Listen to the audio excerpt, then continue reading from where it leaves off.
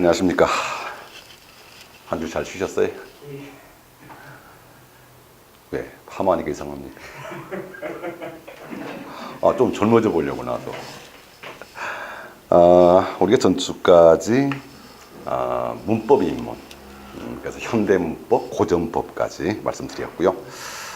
사실 기본서 자체를 제가 이제 문학인문, 또 비문학인문, 어휘, 한자까지 이렇게 나와 있는데, 시간 관계상 또 우리가 기본 심화 가면은 또 어차피 다룰 내용이기 때문에 여기서는 간략하게만 문학인문은 정리를 좀 해드리도록 하겠습니다.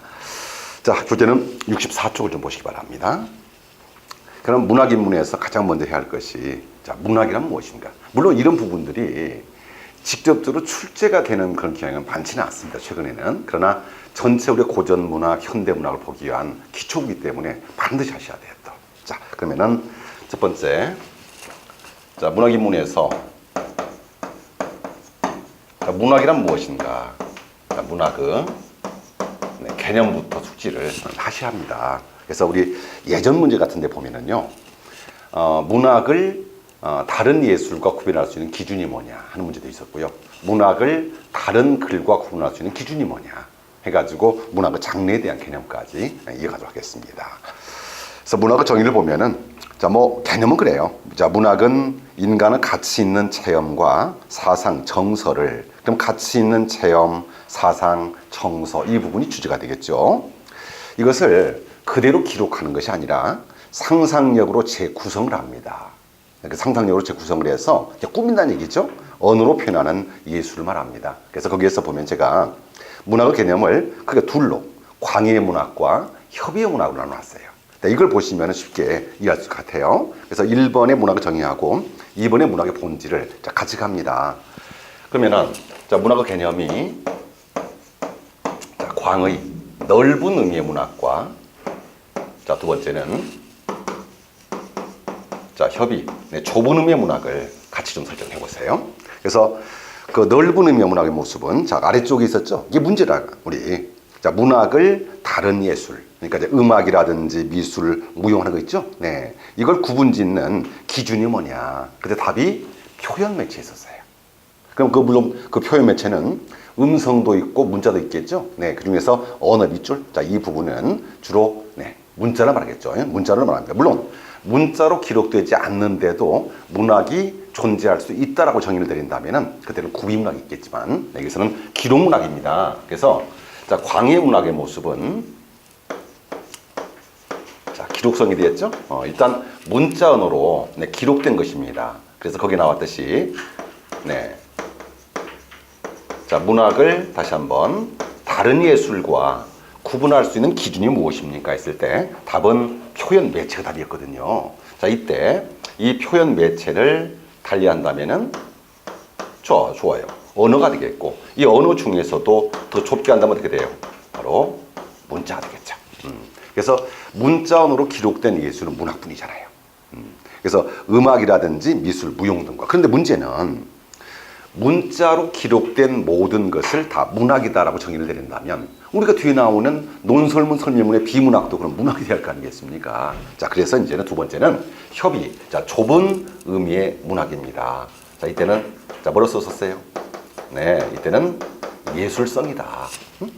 자, 그럼 그 예술성의 모습은요? 자, 그 문학을 다른 글, 비문학과 구별 짓는 기준 그랬습니다. 그래서 이 예술성은 그대로 기록한다는 것이 아니라, 자, 이 부분은 뭐라고요?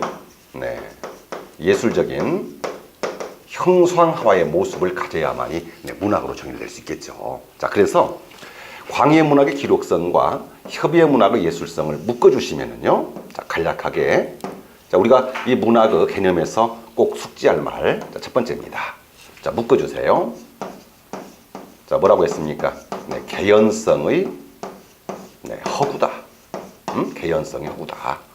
그래서 개연성이라는 것은 있을 법한 사실을 말하는 것이고, 허구라는 것은 꾸미는 것이죠. 그래서 문학은 현실을 모방합니다. 하지만 현실 자체를 그대로 기록하는 것은 아니죠. 그래서 있을 법하게 꾸며낸 이야기, 그 말을 우리는 개연성의 허구라고 합니다. 물론 이 개연성의 허구 부분을 아리스토텔레스의 이제 시학에서 나오는 정의가 됩니다만은, 그러나 이 개연성의 허구에다가 어울리지 않는 문학이 있어요. 우리 현대문학에서. 자, 그 뒤에 이제 나올 텐데요. 자, 그러나 주로 이제 문학의 장르 중에서도 개연성의 허구란 말을 주로 많이 썼을 때는 소설 있죠? 네, 소설이라든지 희곡이라든지 주로 사건, 갈등을 쓸 때 많이 씁니다. 하지만 개연성의 허구라는 이 이론에 어울리지 않는 장르가 있어요. 그게 현대 바로 수필입니다. 그럼 수필을 왜 전통적으로 문학의 장르에 넣지 않았을까요? 자, 그 부분은 잠시 후에 다시 한번 밝힐 것입니다. 다음 두 번째입니다. 그러면 문학을 개연성의 허구라고 정의를 내린다면은 문학과 현실의 관계는 할 때가 있어요, 이제. 자, 그래서 문학과 현실의 관계는요, 거기에 병립 관계가 있고 유추 관계가 있을 겁니다. 그래서 문학과 현실은 각각 다른 세계겠죠? 이랬을 때는 병립 관계입니다. 그런데 문학은 개연적으로 현실에서 일어날 수 있는 가능성을 그린 거 아니겠습니까? 자, 그래서 주로 문학과 현실의 관계에 있을 때는 무슨 관계? 네, 그래요. 네, 유추적 관계란 말을 꼭 기억을 하시기 바랍니다. 자, 그래서 그 아래 2번을 잠깐 보세요. 자, 1번 좀 뒤에 풀어보시고요. 자, 괄호 안에 적합한 말이 뭐냐?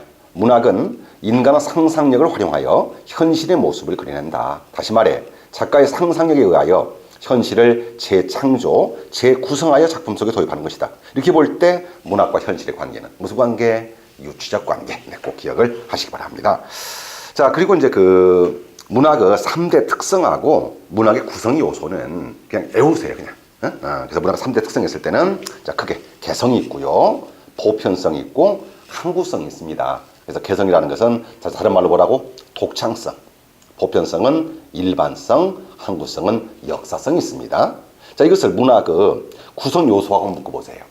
자, 그래서 그 문학의 구성 요소하고 문학의 특성과의 관계, 이 말이거든요. 자, 그래서 정서라고 하는 것은 모든 인간의 수는 감정이며 독자에게 감동을 주는 요소인데요.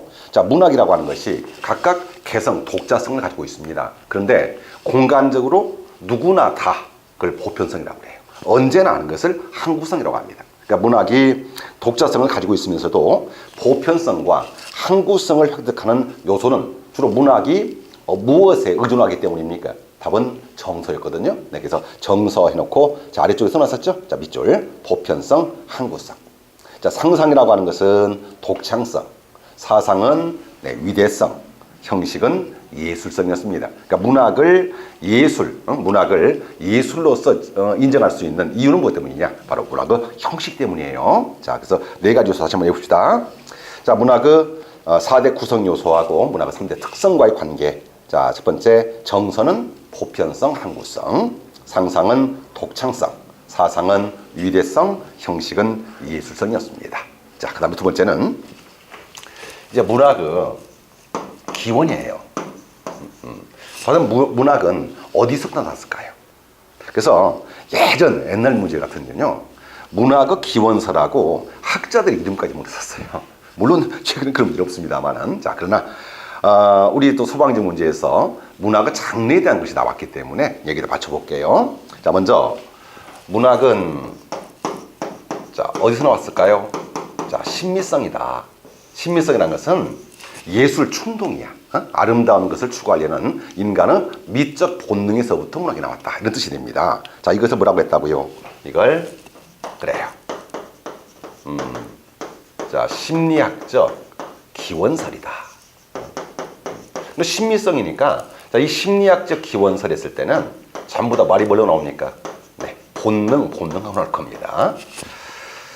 자, 문학은 인간의 심리 현상으로서 인간 심리에 내재된 예술 충동에 의해서 문학이 발생했다는 학설이랍니다. 자, 그래서 전부 다 네 가지 본능들이 나오죠? 네, 그래서 모방 본능, 흡인 본능, 유희 본능, 자기 표현 본능. 그래서 옛날에는 그 본능설 주창했던 외국 학자 있지 않습니까? 그래서 뭐 모방 본능 있을 때는 아리스토텔레스, 흡인 본능은 뭐 다윗 같은 진화론자 이런 식으로 말입니다. 네. 자, 그런데 이 심리학적 기원설하고 반대예요.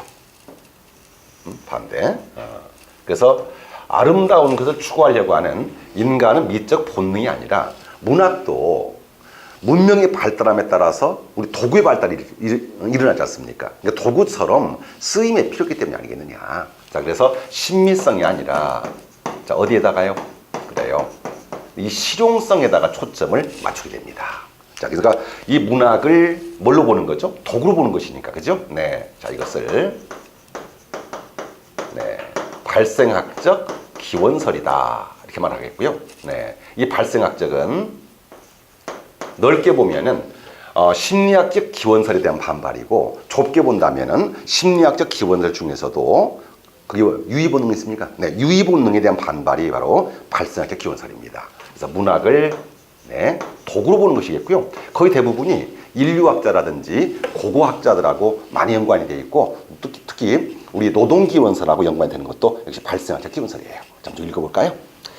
자, 유의설이, 그러니까 그 넓게 보면은 심리학적 기원설이고, 좁게 본다면 유의본능설인데, 유의설이 생활과 무관한 것이라는 점에서 그걸 비판하려는 데서 출발한 이 이론은 실제 생활에 관련된 실용성, 노동 과정 등을 통해서 예술의 기원을 찾게 됩니다. 그래서 헌이라든지 네, 그로스라는 작가에 의해서 나왔다고 합니다. 네. 그러니까 그거 뭐 일부러 그 외국 작가들의 이름을 외울 필요는 없습니다. 네. 근데 이 심리학적 기원설이나 또 실용성의 발생학적 기원설도 물론 문학의 충분한 기원설로 인정이 되겠죠. 그런데 이 두 가지를 다 갖는 것은 없을까요? 자, 그래서 우리가 우리 문학도 또 외국의 문학도 문학 기원설 중에서도 가장 보편적 기원설로 인정을 받는 것이 있습니다. 자, 세 번째 뭐라고 나와 있어요? 발라드 댄스란 말 있습니까? 네, 좋아요. 여기 이제 이 부분은 자, 우리 그 문학의 기원설을 뭘로 보고 있다고요? 바로 이 제천의식에서 문학의 기원을 찾는 거예요.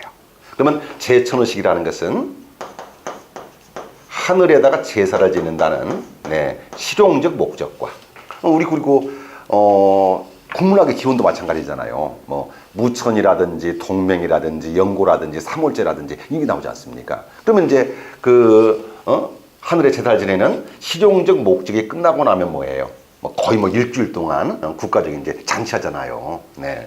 그래서 자, 예술 충동의 신미성이 결합된 모습. 자, 이것을 뭘로 찾았다고요? 바로 제천 의식에서 찾은 것입니다. 그럼 이 제천 의식을 자, 예술의 형태로 묶어볼까요? 이 예술의 형태를 본다면 우리말로 묶어봐봐요. 우리말로 이걸 뭐라고 한다? 그렇지. 자, 원시 종합예술이라고 해요. 이 형태를 우리말로는 원시 종합예술로부터 분화되어 나왔다 한 것이겠죠. 자, 그리고 이 원시 종합예술을 자, 외래로는 뭐라고 나와 있습니까? 자, 그렇지요. 자, 그것을 네, 발라드 댄스라고 불렀어요. 자, 이 학설을 발라드 댄스라고 그랬는데 문학이 초자연적인 존재에 대한 제천의식에 생겨진 원시 종합 예술로부터 분화되어 나왔다 한 학설로서 문학의 기원설 중에서는 가장 설득력 있는 학설입니다. 그러니까 외국이나 우리나라에 자, 다시 한 번만. 자, 신미성은 네, 심리학적 기원설, 실용성은 발생학적 기원설. 근데 이건 반대로 되어 있고요. 자, 이걸 묶어줍니다. 그래서 실용성과 신미성의 모습을 둘 다 갖고 있는 제천의식, 다시 말해서 원시 종합 예술로부터 분화되어 나온 학설이 뭐다? 그것이 바로 문학이라는 얘기죠. 자, 그럼 여기서 잠깐만. 여러분들 간혹 하다 보면요. 자, 이 원시 종합 예술로부터 이제 문학이 이렇게 분화되어 나왔다 그랬거든요. 그러면 문학은 단일 예술입니까? 종합 예술입니까? 자, 이런 부분을 여러분들이 조금 착각을 해요. 뭐냐면 이제 우리 현대 문학에 와가지고 문화가 4대 장르가 있잖아요. 시, 소설, 희곡, 수필을 배우는데 특히 우리 희곡 나올 때 많이 나와요. 희곡은 단일 예술입니까? 종합 예술입니까? 그러면 그 순간에 100% 종합 예술하고 나옵니다. 아니, 잘 생각해봐. 종합 예술로부터 분화가 된 게 문학이야. 그럼 종합 예술이라는 것은 음악적인 요소, 문학적인 요소, 연극적인 요소가 다 묶어져야만 우리가 종합예술로 갑니다. 그럼 종합예술에서 분화가 되는데 또 종합예술이겠습니까? 그건 이상하잖아요. 자, 문학은 당연히 네, 단일 예술입니다. 그리고 그 문학의 하위 분파 중에서 희곡이 있잖아요. 근데 왜 희곡 했을 때 종합예술 했을까요? 그 순간이 왜냐면 희곡이 꼴 연극으로 봤기 때문이죠. 어떻게 희곡이 연극입니까? 그러면 시나리오는 단일 예술이야, 종합 예술이에요. 그때는 또 기껏들이 또 종합 예술이요. 아니, 시나리오가 있고 영화 아니라니까. 대본이야, 대본. 희곡은 연극의 대본이고, 그렇죠? 네, 시나리오는 영화의 대본이잖아요. 우리가 종합예술 했을 때는 연극과 영화를 종합예술이라고 하는 거고, 대본인 희곡과 시나리오는 단일 예술입니다. 왜? 문학의 합유파리가 말이죠. 이랬죠? 네, 좋아요. 자, 그 다음에 세 번째는 이제 문학의 기능이 있습니다. 자, 근데 이 문학에 대한 장르 구분은요, 또 뒤에 한번 나오니까 다시 한번 말씀드리겠고요. 자, 세 번째는요. 자, 문학은 이제 기능을 해보자.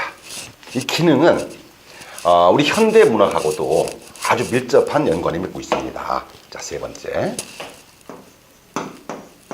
자, 이것도 서로 상반된 기능이 있고 이것을 통합하는 기능이 있습니다.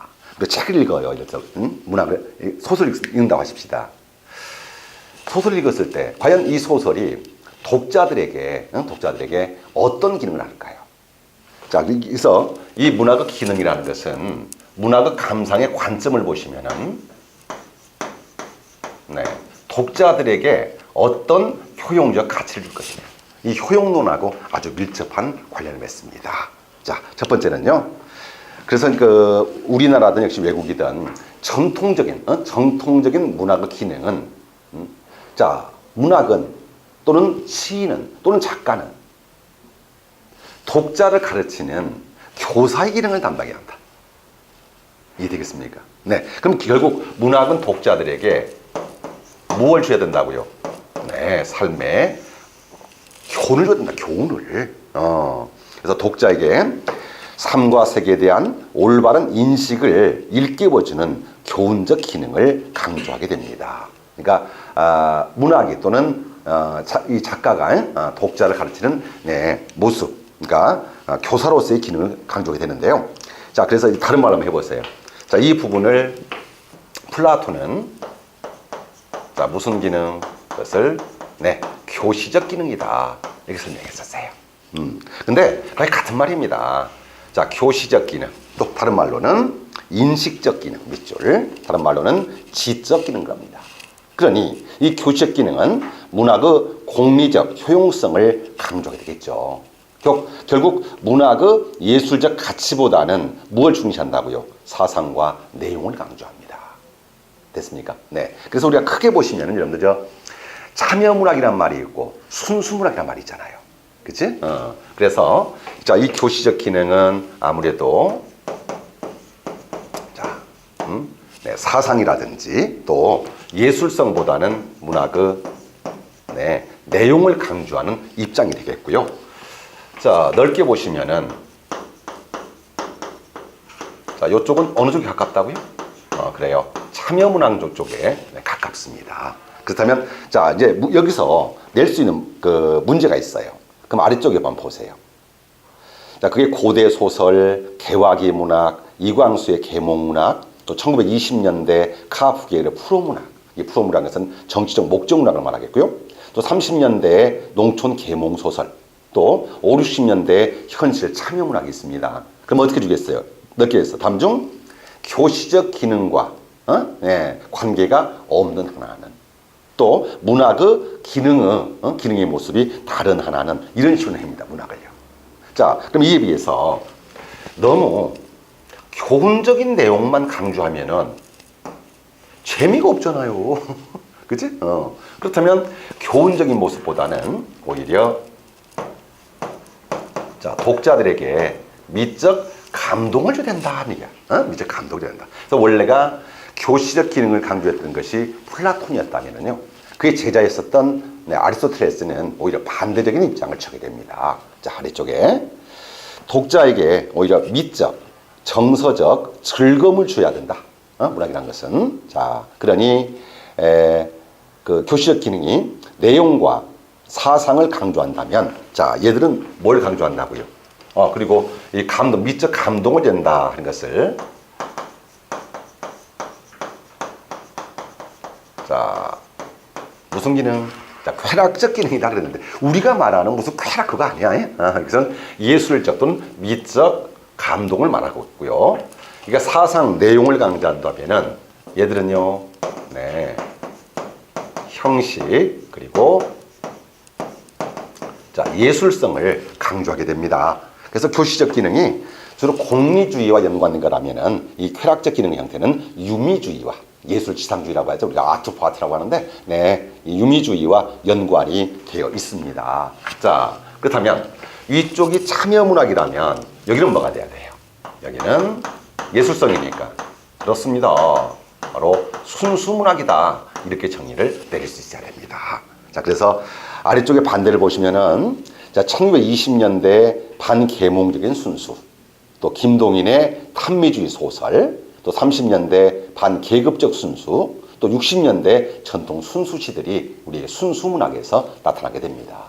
자, 그럼 하나 더 해놓고 잠깐 말씀드릴게요. 자, 66쪽 넘어가 보시면요, 거기에 참고가 있습니다. 그래서 쾌락적 기능을 제시했었던 그 인물이 누구였다고 하셨어요? 바로 아리스토텔레스예요. 그래서 아리스토텔레스가 시학에서 종교라든지 또 철학이라든지 이런 쪽은 무슨 기능이야? 교시적 기능이잖아요. 그런데 예술적 체험을 통해서도 인간의 정서를 순화할 수 있다라고 믿었던 것이 바로 아리스토텔레스였어요. 그래서 거기 시학을 보시면은 자, 밑줄 용어 뭐라고 한다? 카타르시스. 원래 이거 카타르시스란 말이 우리가 이제 의학적인 용어로 보면은요, 체내에 쌓여 있는 독소 있죠. 우리가 독소를 밖으로 배출을 하면서 느끼는 쾌락. 이것이 이제 바로 이 카타르시스인데, 이것을 예술적인 용어로 썼을 때는요, 예술적 체험을 통해서 정서를 순화한다. 그때 전제가 있어. 카타르시스 전제는 예술적 체험이라는 것은 희극이다, 비극이다. 비극이다. 반드시 비극이다. 그래서 불안, 공포, 연민, 슬픔 이런 거 있지 않습니까? 네, 그래서 비극적 예술 체험을 통한 정서의 순화. 자, 이걸 아리스토텔레스가 뭐라고 했다고요? 그것을 카타르시스라고 했으며, 그 카타르시스는 교시적 기능이야, 쾌락적 기능이야? 쾌락적 기능 속에 포함이 됐던 겁니다. 자, 그렇다면 한쪽에 교훈만을 강조하면 재미가 없어. 감동, 재미만을 중시해버리면은 뭔가 또 공허해. 그렇다면 가장 이상적 기능은 뭘까요? 하나의 예술을 통해서 이 두 가지를 다 가지면 되겠지 뭐. 그렇지? 자, 그래서 이 부분을 저 보통 이제 우리 절충설이라고 하기도 하겠고요. 네, 또는 이 기능을 자, 절충설 또는 자, 종합적 기능. 그리고 우리가 문학에서 내세우는 가장 이상적 기능이 바로 여기 아니겠는가. 용어만 하려고 합니다. 자, 종합적 기능, 참다운 기능, 절충설이다. 그래서 쾌락적 기능과 교훈적 기능은 양면이 적절히 통합되어야만이 참다운 감동을 얻을 수 있다. 뭐 당연한 거 아니겠습니까? 네. 그래서 거기에 자, 이 두 가지 다시 한번 교시적 기능과 이 쾌락적 기능은 상호 보완적, 네, 두 가지를 같이 하는 상호 보완적 기능을 강조하는 모습이 있습니다. 자, 거기에 학설이 뭐 있었어요? 자, 이것만 외우나요? 자, 문학의 당위정설이다. 문학의 당위정설이다. 그래서 뭐 당위정설 또는 일명 사과설 그래요. 우리 당위정이 뭐예요? 그러니까 최근에 나오는 모든 약은 다 당위정이에요. 그러니까 우리 애들 그 약 있잖아요. 약이 이렇게 해서 맛을 봐보면은 달아요, 약이. 근데 그 안에는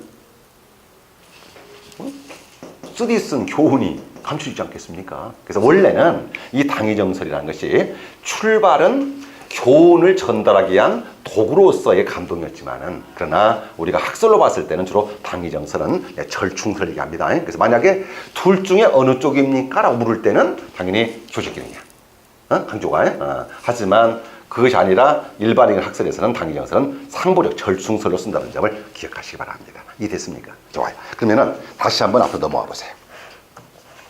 자, 그 문학의 기능에서 다른 것보다도 이 순수 있잖아요. 순수. 그래서 이 순수 문학에서 자, 뒤쪽에 이제 제가 그 시간상 이 부분을 다 할 시간이 없을 것 같아요. 뭐냐면 이제 문학에서 이제 앞쪽에 문학에 대한 본질, 미적 범주, 네, 감점하고 이제 뒤에는 고전 문학사하고 그 다음에 현대 문학사를 제시했어요. 자, 이 부분은 이제 문학론에 가가지고 제가 말씀을 드릴 겁니다. 네. 그런데 거기에 각 시기 있잖아요. 그래서 우리 현대문학사라고 하는 것은 이제 1900년대, 10년대, 20년대, 30년대, 40년대 이런 식으로 해가지고 각 시대 개관을 부를 수가 있어요. 아직까지 우리 소방직에서는 그게 나온 적은 없습니다만. 근데 제가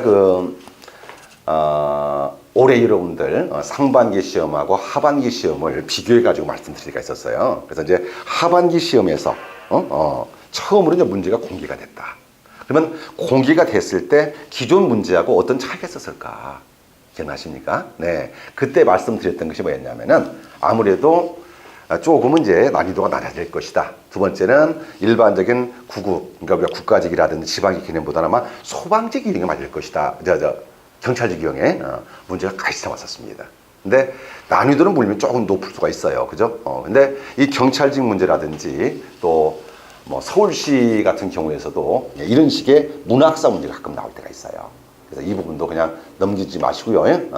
그래서 내가 그 부분을 여기다가 세 가지를 말씀드리겠습니다. 뭐냐면은 이 순수문학이에요. 그래서 이 순수란 말이 나올 때 세 번이 나와요.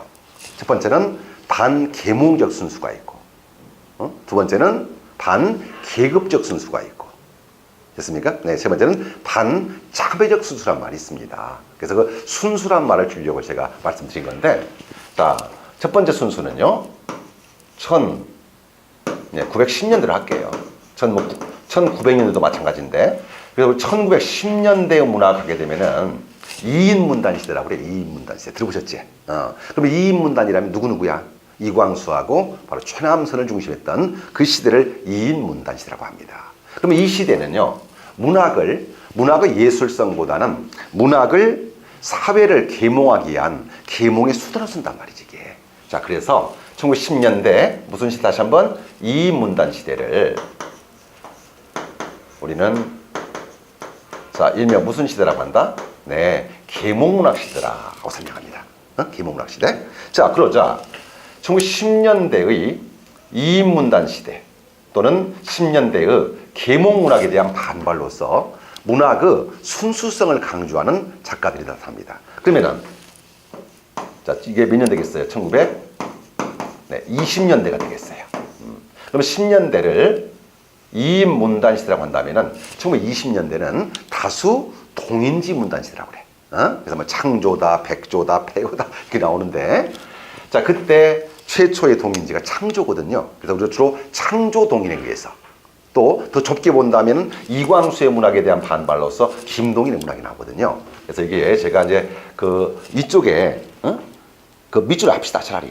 그래서 교시적 기능 해가지고 65쪽에 그 화살표 다음에 이광수의 계몽문학이 있었지. 그럼 아래쪽에 보시면은 1920년대 반계몽적 순수문학이 있잖아. 그걸 같이 묶어주는 거야, 이렇게. 자, 그러면 여기서는 자, 이것이 반계몽적 순수문학이라고 하겠고요. 자, 이 얘기들은 이광수하고 김동인의 관계, 또 넓게 본다면은요, 어느 장르일까요? 그러면은 일단 1910년대에서는 이광수나 최남선이 쓰는 문학이 가장 발전된 기법이었겠죠. 여기에 우리나라의 문학이 아니라 외국의 문학들이 속속 들어오게 됩니다. 그래서 반계몽적 순수문학 하게 되면은 꼭 알아둬야 할 문의 사조가 하나 있어요. 그게 뭐냐? 이게 바로 사실주의라는 거예요. 그래서 이 사실주의는 바로 소설이겠죠? 네. 그래서 사실주의라는 문학의 이론이 우리 문화에 들어왔고요. 그리고 주로 사실주의 소설가들에 의해서 바로 순수문학이 주창이 됩니다. 그래서 여러분들은 자, 순수문학 다시 한번 할게. 자, 반계몽적 순수할 때는 뭐라고요? 10년대와 20년대의 관계. 이인문단 시대하고 다수 동인지 문단 시대의 관계, 이광수하고 김동인의 관계. 됐습니까? 네, 묶어보면 돼요. 그리고 그게 무슨 주의? 사실주의. 이렇게 말입니다. 자, 두 번째는 또 하나의 순수가 있습니다, 이제. 그것은 30년대 가겠죠. 그럼 30년대 보니까 뭐라고 써서 이제 반계급적 순수란 말이 있습니까?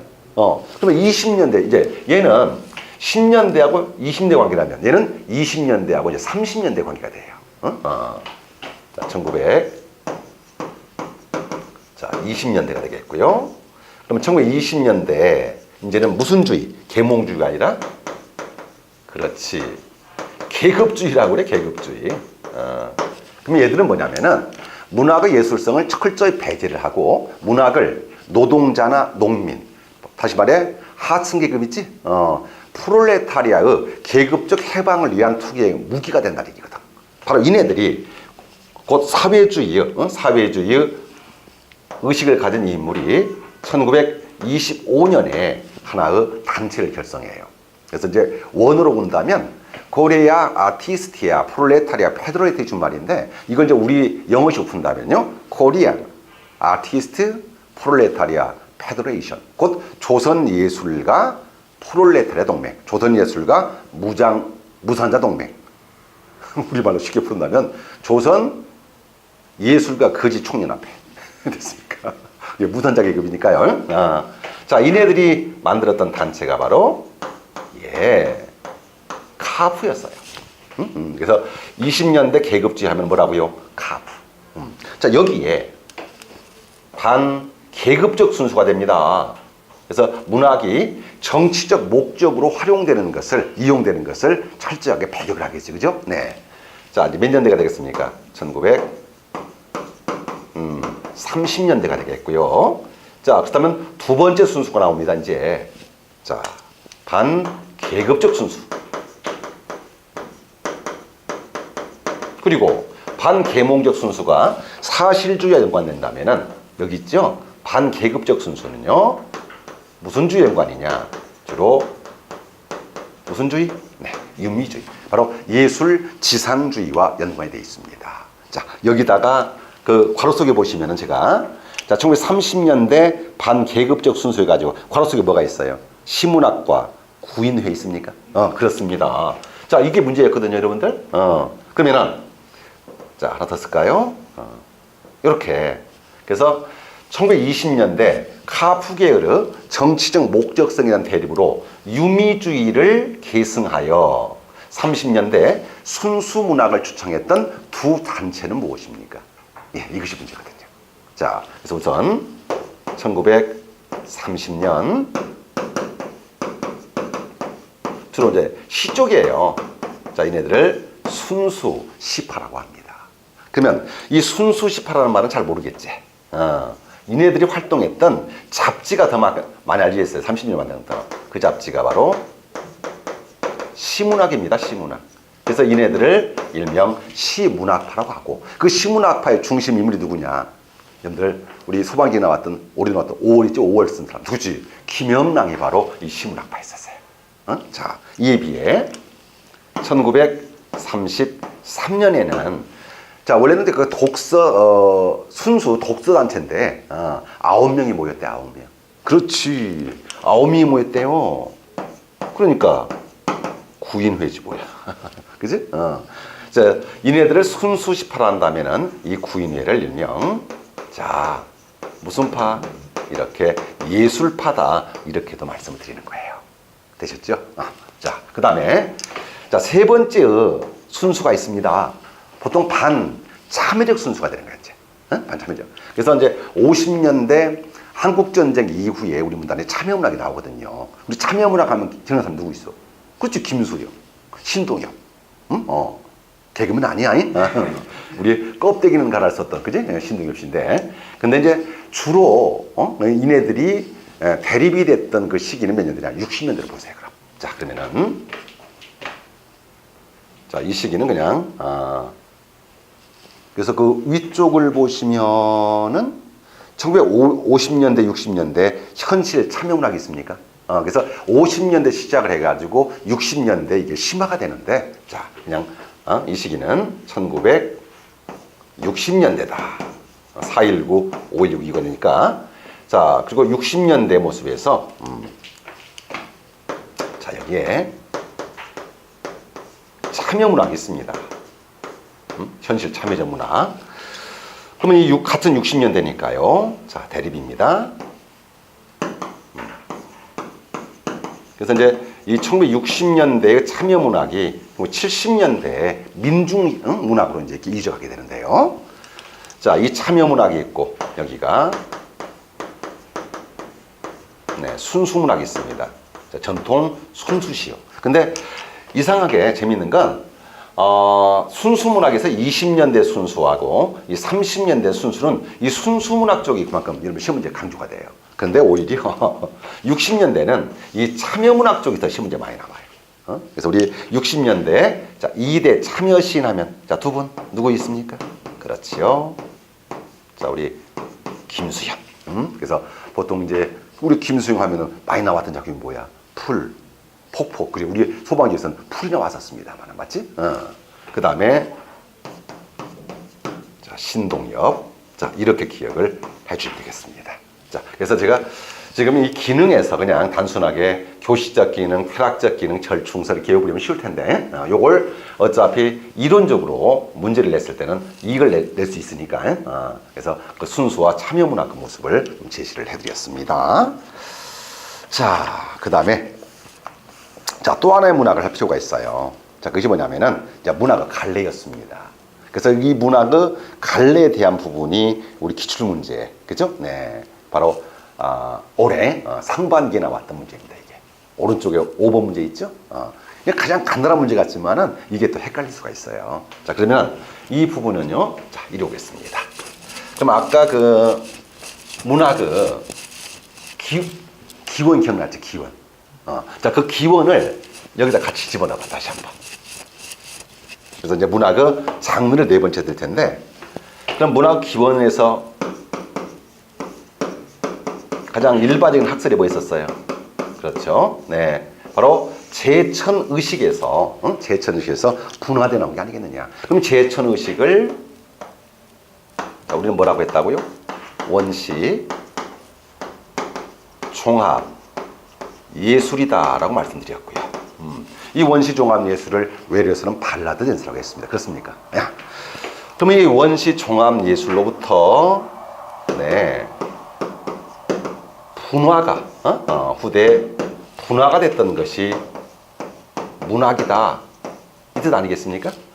그렇다면 분화돼 나왔기 때문에 이 문학은 다시 한번 단일 예술, 종합 예술 이것은 네 단일 예술이었습니다.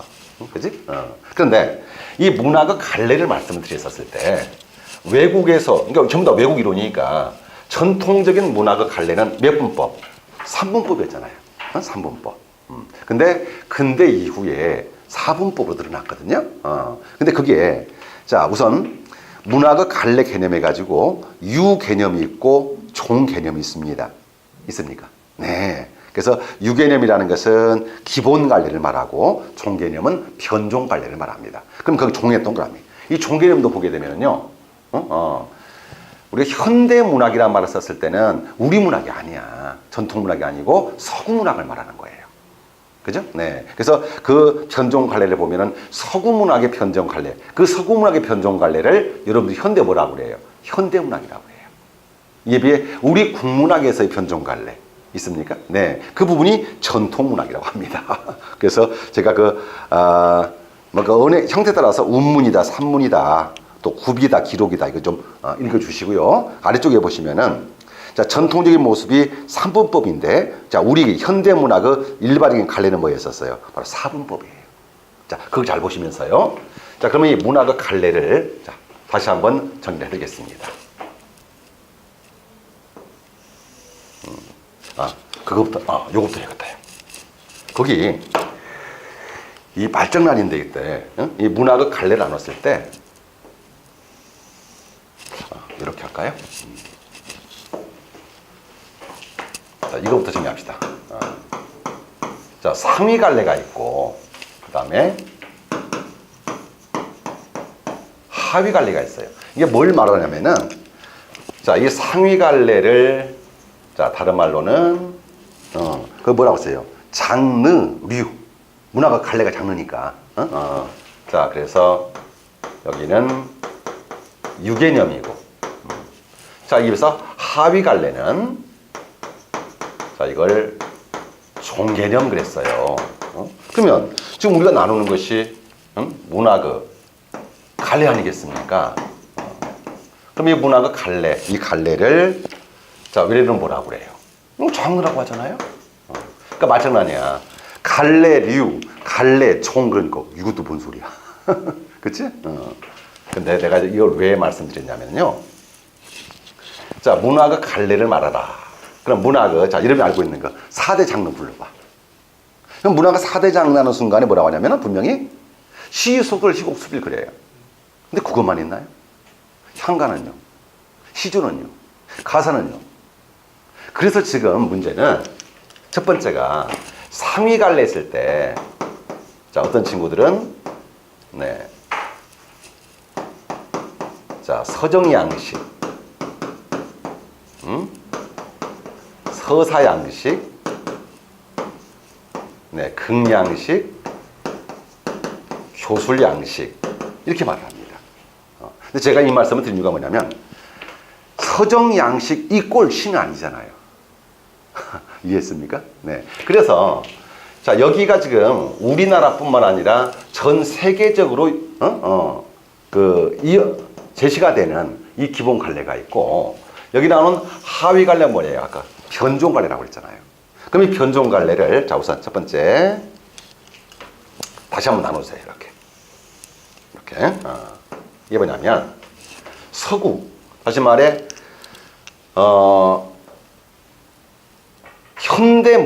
현대문학이라고 말을 하는 것은 뭐예요?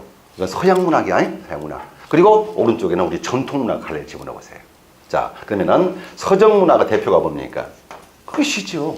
그러니까 서정 이꼴 시 하지는 마세요. 그래서 서정, 서사, 극, 교술은 큰 개념, 상위 개념 말하고, 네. 이에 비해서 서구문학에서 여기는 시, 자, 여기는 소설, 여기는 희곡, 여기는 수필. 이거 아니겠습니까? 이렇게.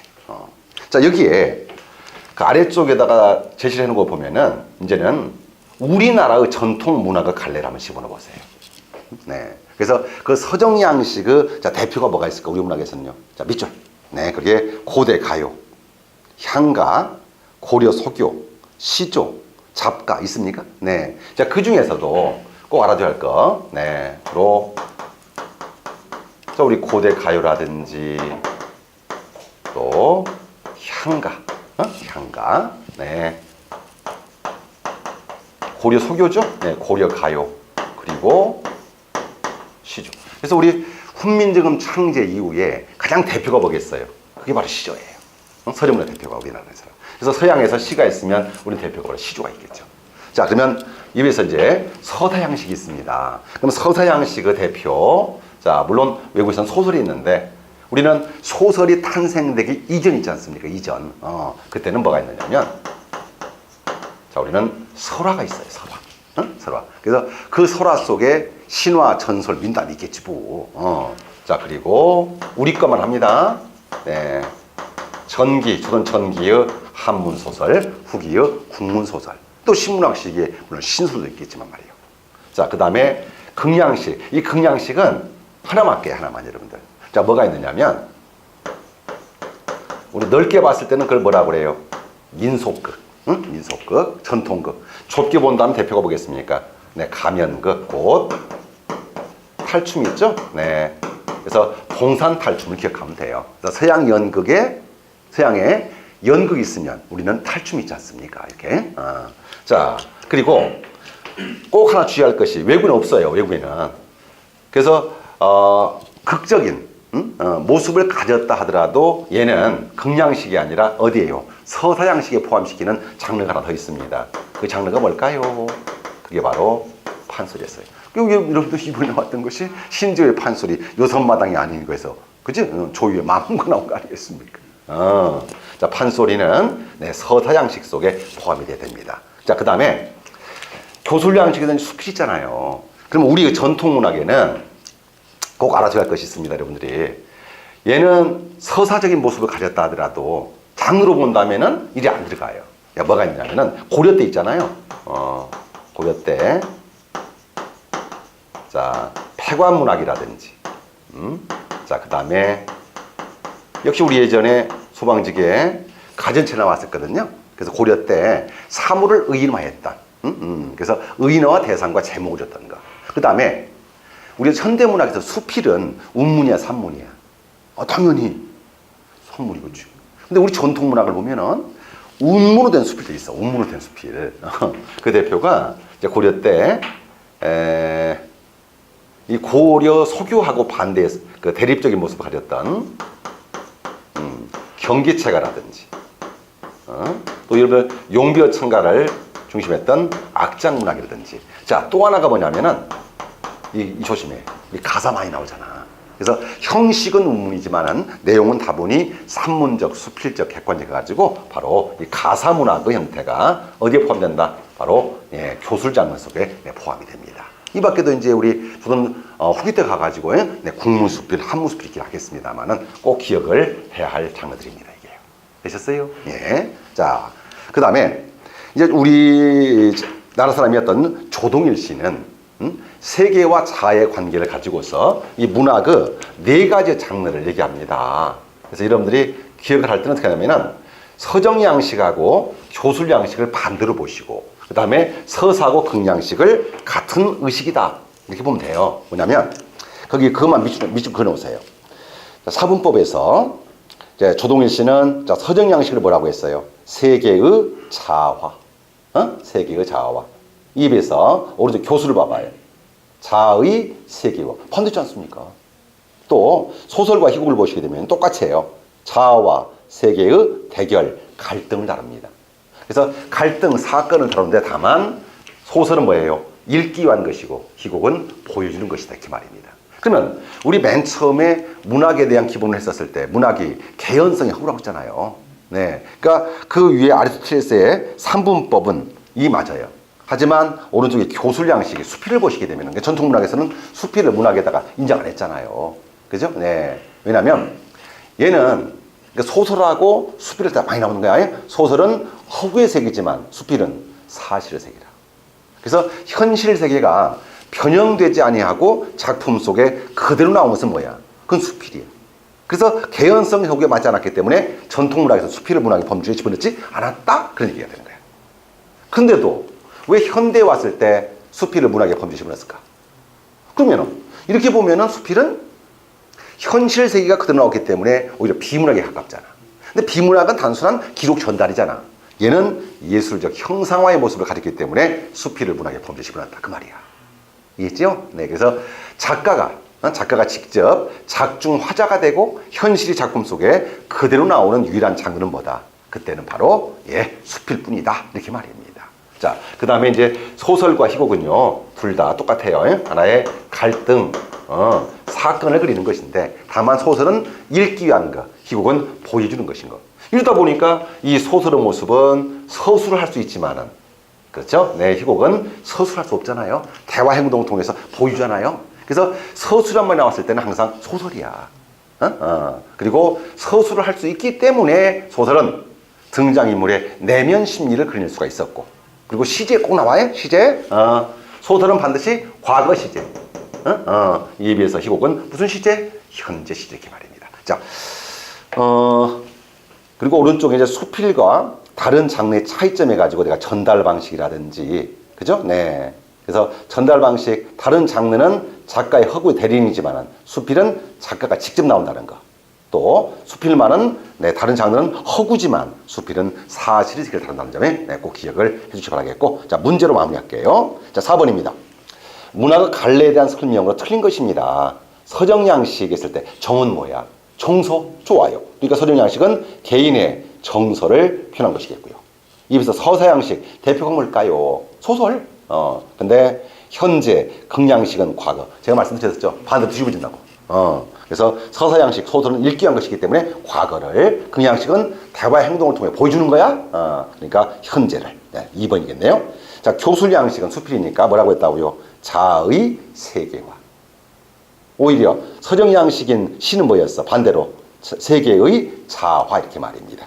그리고 극양식은 서술자의 개입이 없는 반면에 서사양식은 서술자의 개입이 있다 이렇게 나오겠죠. 그래서 제가 간단하게 그렇게 서정양식, 서사양식, 극양식, 교술양식의 특징을 제시했으니까 이것은 현대문학으로 가게 되면 다시 한번 또 우리가 확인을 해줘야 할 대목입니다. 자, 오른쪽 5번입니다. 우리 상반기 나왔던 작품이죠. 자, 문제 5번. 그래서 이제는 뭐예요? 여기 나오는 상위 개념과 그 다음에 하위 개념의 연결을 말하는데 그 하위 개념이 어느 쪽이야? 서양 쪽이 아니라 우리의 전통 문화가 하위 개념을 그랬던 것이겠지, 그죠? 자, 그럼 서정 양식 속에서는 향가, 몽유록, 고대 가요가 있었는데요. 그리고 몽유록의 동그라미. 그 몽유록 계열은요, 얘는 교술 양식이 돼요. 다음 서서 양식에서는 전설, 사설, 시조, 판소리. 사설, 시조는 뭐가 돼야 돼요? 서정 양식이 돼야죠. 그죠? 네. 다음 극양식에서는 탈춤, 인형극. 하지만 경기치가는 무슨 양식? 교술 양식이죠. 자, 교술 양식 수필, 편지, 기획. 답은 4번이었습니다. 맞습니까? 네. 그래서 자, 다시 한번 상위 개념, 유개념 했을 때는 뭐라고 한다? 전 세계 똑같아요, 다. 서정, 서사, 극교수라고 했고요. 그 다음에 하위 개념, 종개념에서는 이건 서양 문학 쪽, 우리가 말하는 현대 문학이고, 여기는 우리 국문학의 이건 전통 문학의 하위 갈래들을 묶어 정리를 해보시기 바랍니다. 자, 이렇게 해서 오늘 첫 시간에서는 문학에 대한 기초하고, 그 다음에 문학의 갈래까지를 말씀드렸고요. 자, 이제 두 번째 가보시면 68쪽에 뭐가 있어? 문학의 미적 범주가 있을 것입니다. 있습니까? 네. 간략하게 또 정리를 해드릴 텐데요. 언제? 10분 후에.